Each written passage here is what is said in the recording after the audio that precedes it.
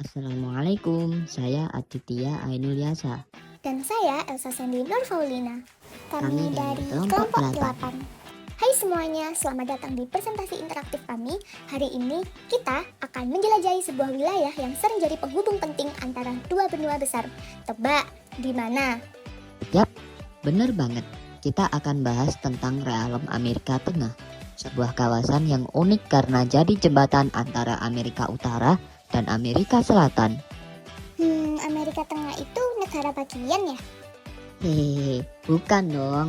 Amerika Tengah itu adalah wilayah yang terdiri dari 7 negara loh, termasuk negara-negara seperti Guatemala, Honduras, dan Panama. Wah, pasti menarik banget ya.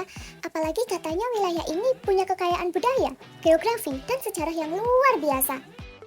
Betul banget. Yuk kita mulai petualangan kita menjelajahi realem Amerika Tengah, mulai dari letaknya, ciri khas wilayahnya, sampai kondisi sosial ekonominya. Jangan lupa simak sampai akhir ya, karena kita juga akan bahas tantangan dan potensi dari kawasan ini. Let's go! Nah, bener tuh kata Mas Adit bahwa Amerika Tengah memiliki 7 negara, yaitu Guatemala, Belize, Honduras, El Salvador, Nicaragua, Costa Rica, dan Panama. Masing-masing negara memiliki kekhasan budaya, sejarah, dan kondisi sosial ekonomi yang menarik untuk dipelajari. Sebelum kita masuk ke pembahasan setiap negara, kita perlu memahami terlebih dahulu apa itu Amerika Tengah. Amerika Tengah adalah wilayah sempit yang terdiri dari daratan dan kepulauan, membentang dari ujung selatan Meksiko hingga Kolombia. Karena bentuknya yang memanjang dan sempit, wilayah ini sering disebut sebagai tanah genting. Letaknya yang strategis menjadikan Amerika Tengah memiliki peran penting dalam sejarah, perdagangan, dan geopolitik dunia. Tunggu deh.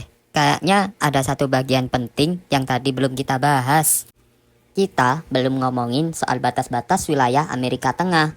Penting banget loh biar kita tahu Amerika Tengah itu perbatasan dengan negara dan lautan apa saja. Wah, iya ya, nyaris kelupaan. Yuk kita bahas dulu batas-batas wilayahnya sebelum lanjut. Amerika Tengah memiliki batas-batas wilayah yang sangat jelas dan sangat strategis. Di sebelah timur, wilayah ini diapit oleh perairan Laut Karibia, dan di sebelah barat berbatasan dengan Samudra Pasifik. Di sebelah utara, wilayah ini berbatasan langsung dengan Meksiko. Di sebelah selatan berbatasan dengan Kolombia yang merupakan bagian dari Amerika Selatan. Letaknya yang berada di antara dua samudra dan dua benua menjadikan Amerika Tengah sebagai wilayah transit yang sangat penting, baik untuk perdagangan internasional maupun jalur migrasi manusia. Posisi ini pula yang menjadikan kawasan ini sangat dinamis dalam sejarah dan hubungan antar negara. Selain berbatasan dengan negara dan laut, Amerika Tengah juga punya batas alam, yaitu pegunungan dan hutan tropis. Pegunungan utama seperti Sierra Madre de Chiapas dan Cordillera Central membentang dari Guatemala sampai Panama. Nah, pegunungan ini menjadi pembatas alam antar wilayah karena jalannya yang naik turun dan sulit dilewati. Di sisi lain, ada juga hutan tropis yang luas banget. Contohnya hutan Mosquitia di Honduras dan Nicaragua. Ini hutan lebat yang susah ditembus, makanya jadi semacam batas alami juga. Di ujung selatan ada yang namanya hutan Darien di perbatasan Panama dan Kolombia. Ini tempat unik karena satu-satunya bagian jalan Pan American Highway yang putus karena hutannya terlalu ekstrim. Nah, semuanya ini, pegunungan dan hutan, membuat Amerika Tengah jadi wilayah yang mempunyai banyak rintang alam, dan itu mempengaruhi kehidupan penduduk serta pembangunan di sana. Setelah kita memahami bagaimana bentuk wilayah Amerika Tengah terbagi antara daratan dan kepulauan, sekarang saatnya kita melihat lebih dalam bagaimana bentuk wilayah ini mempengaruhi hubungan antar negara, kerjasama regional, dan posisi strategis kawasan dalam peta dunia. Karena ternyata fragmentasi wilayah ini bukan sekedar pembagian geografis, tetapi juga memiliki dampak nyata dalam hal politik, ekonomi, dan hubungan internasional. Bentuk wilayah Amerika Tengah yang terpecah antara daratan dan kepulauan memiliki dampak besar terhadap arah hubungan geopolitik kawasan. Negara-negara daratan seperti Guatemala hingga Panama lebih banyak tergabung dalam forum regional seperti SICA, Sistem de la Integration Centroamericana, yang memfokuskan diri pada integrasi ekonomi, politik, dan pembangunan kawasan daratan Amerika Tengah. Sementara negara-negara kepulauan seperti Kuba, Jamaika, dan Bahama lebih aktif di forum kawasan Karibia seperti CARICOM yang memiliki fokus tersendiri dalam isu maritim dan perdagangan pulau-pulau kecil. Selain kerjasama regional, ada satu aspek penting dalam geopolitik global yang sangat identik dengan wilayah ini, yaitu terusan Panama. Terusan ini bukan forum, tetapi infrastruktur strategis yang menghubungkan Samudra Atlantik dan Pasifik. Artinya, Panama menjadi penghubung penting antara bagian utara dan selatan dunia, baik dari sisi pelayaran dagang maupun logistik militer. Sekarang, mari kita lihat bagaimana bentuk geografis ini memengaruhi pengelolaan internal di dalam negara itu sendiri. Mulai dari pemilihan ibu kota, pembangunan infrastruktur, hingga tantangan, konektivitas wilayah semuanya sangat dipengaruhi oleh kondisi geografis dan bentuk-bentuk wilayah masing-masing negara. Bentuk wilayah suatu negara sangat memengaruhi cara pemerintahannya dijalankan, termasuk dalam pemilihan ibu kota dan pembangunan infrastruktur. Di Amerika Tengah, kita bisa melihat bagaimana geografi yang menantang dan wilayah yang terfragmentasi mendorong negara-negara untuk mengambil keputusan strategis demi menjaga keterhubungan dan stabilitas nasional.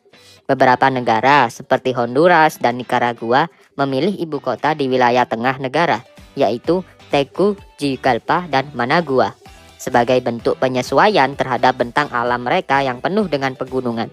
Lokasi ini memungkinkan akses yang lebih merata ke berbagai wilayah dalam negeri. Sebaliknya, negara seperti Panama memilih ibu kotanya di Panama City, di dekat terusan Panama, bukan di tengah negaranya, melainkan di posisi strategis yang memiliki nilai ekonomi dan geopolitik sangat tinggi.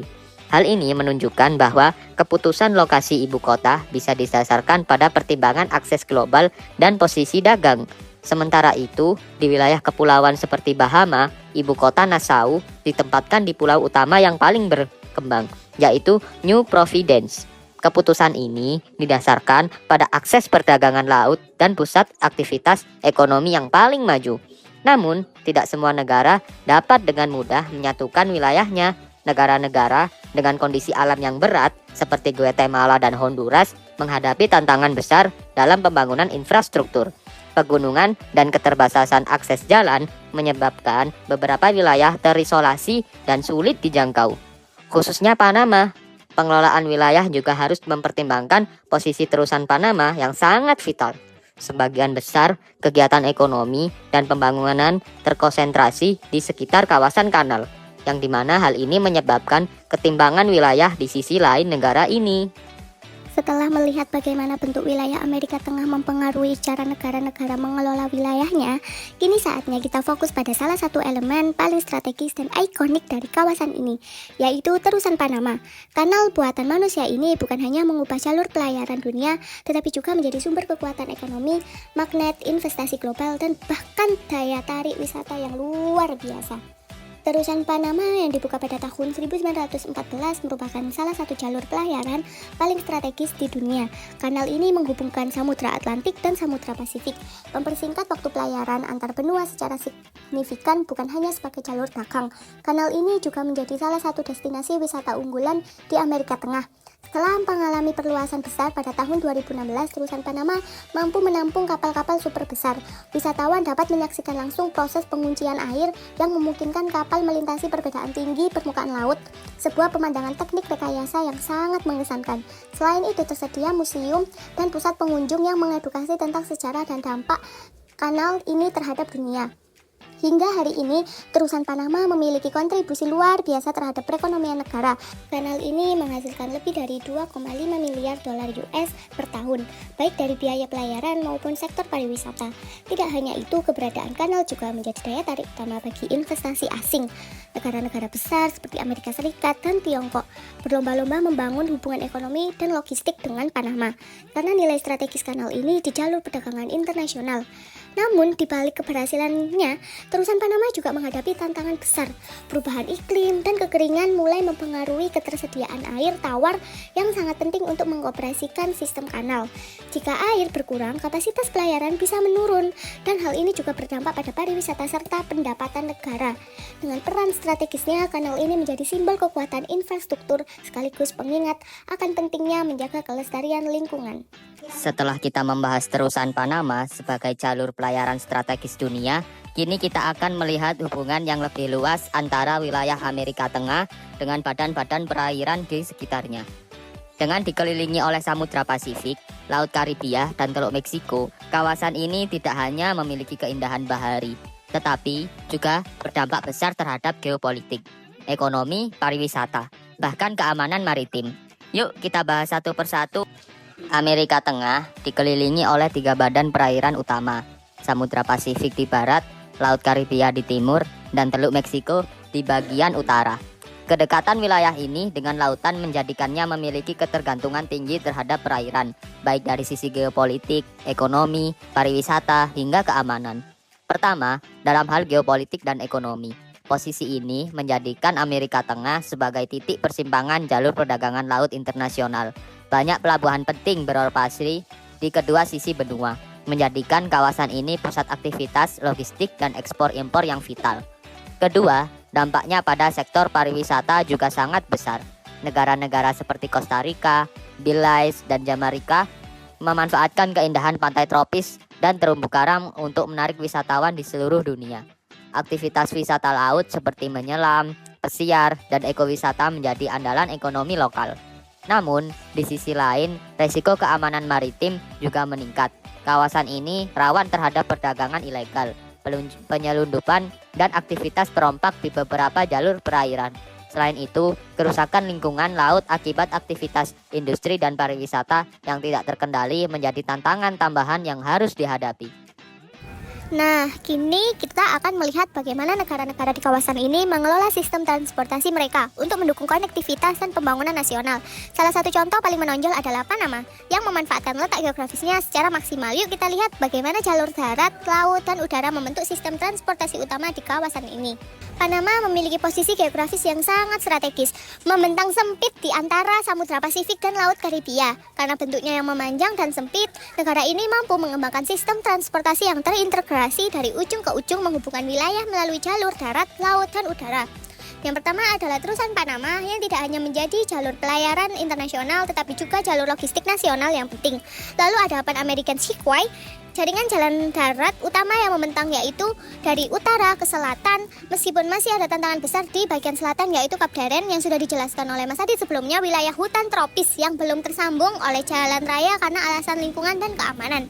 Selain itu, Panama juga mengembangkan Bandara Internasional Tushman yang berfungsi sebagai hubungan penerbangan utama di kawasan Amerika Tengah. Bandara ini menjadi pintu masuk udara ke seluruh wilayah dan penghubung penting antar negara. Sekarang saatnya kita melihat kekayaan yang tumbuh dan hidup di atas permukaannya. Wilayah ini tidak hanya dikenal karena posisi strategis atau sumber dayanya, tapi juga karena keanekaragaman hayatinya yang luar biasa. Dari hutan tropis yang rimbun hingga hewan-hewan unik yang hanya hidup di kawasan ini. Semuanya menjadi bagian dari pesona alam Amerika Tengah.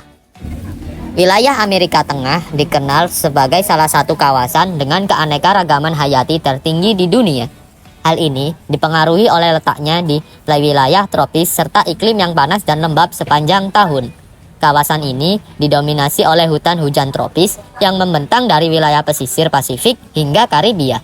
Hutan-hutan tropis ini dapat ditemukan di negara seperti Costa Rica, Belize, Guatemala, dan Panama. Hutan-hutan ini tidak hanya menjadi paru-paru dunia, tetapi juga rumah bagi ribuan spesies tumbuhan dan hewan. Banyak di antaranya bersifat endemik, artinya hanya bisa ditemukan di wilayah ini saja. Untuk flora, tumbuhan khas hutan hujan tropis ada pohon-pohon tinggi seperti ceiba atau biasa disebut seperti kayu kapuk, mahoni, dan pohon kakao yang membentuk kanopi yang menaungi seluruh lantai hujan. Di tingkat tengah pohon, tumbuhan berbagai tanaman epifit seperti anggrek dan bromelia yang menumpang hidup di batang pohon tanpa merusaknya. Di lantai hutan, tumbuh subur tanaman pakis, semak rimbun, dan lumut yang menciptakan suasana lembab dan gelap. Sedangkan untuk fauna sendiri, hewan khas hutan hujan Amerika Tengah di atas kanopi hutan, hidup kawanan monyet howler dan capuchin yang aktif meloncat dari dahan ke dahan. Burung quetzal dengan bulu hijau berkilauan dan ekor panjang menjadi simbol nasional Guatemala dan hanya hidup di hutan-hutan yang sejuk dan lebat.